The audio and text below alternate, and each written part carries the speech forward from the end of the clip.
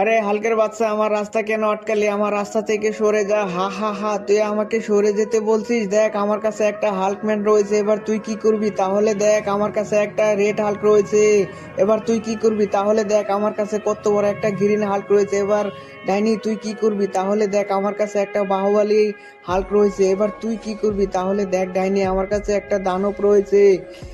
আরে ডাইনি, তোর কাছে কি রয়েছে এটা দেখার আগে আল্লাহর কোরআনকে ভালোবাসলে ভিডিওটিতে লাইক, চ্যানেলটিকে সাবস্ক্রাইব করুন, অন্যরা কমেন্টে জানান। তাহলে দেখ হালকের বাচ্চা আমার কাছে কত বড় একটা দানব রয়েছে, তোদেরকে এক্ষুনি মেরে ফেলবে। আরে তোরা পালারে আমার।